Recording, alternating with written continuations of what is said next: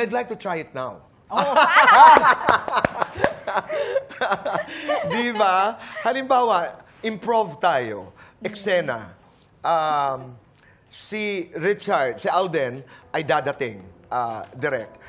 Si Julia, kunyari talaga, this is acting. Kung nandiligaw kay Julia.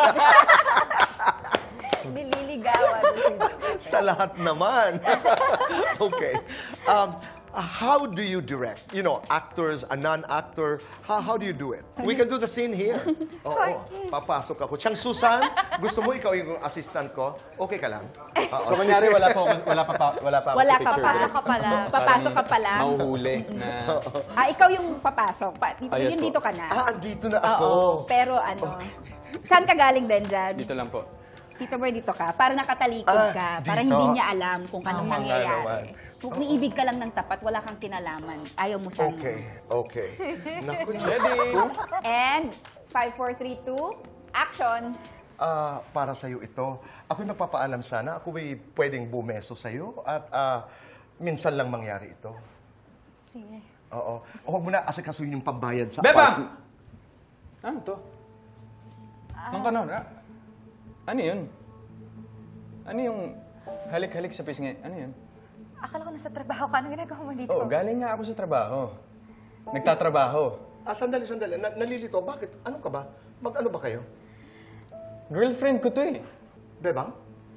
Hindi ko akalain na meron kang boyfriend. Pagkatagal-tagal nyo nang hindi nagbabayad ng upa dito sa aking apartment, hindi ko naman alam na meron kang boyfriend. Hindi mo sinabi? Hindi naman natanong eh. May mga bagay na hindi itinatanong. Ako'y nasasaktan dahil nagdala ako dito ng bulaklak, bumili ako sa Dangwa para mag-alay sa iyo ng bulaklak. Pagkatapos meron ka palang boyfriend na bigla na lang dadating dito. Ano ba kasi ginagawa mo dito? Malamang dito ako nakatira.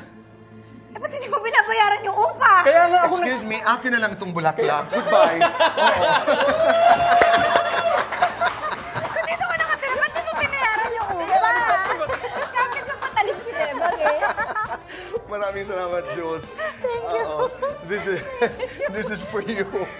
Para sa'yo talaga yan, Bebang. Thank you Maraming po. salamat. And all the best. Good luck talaga.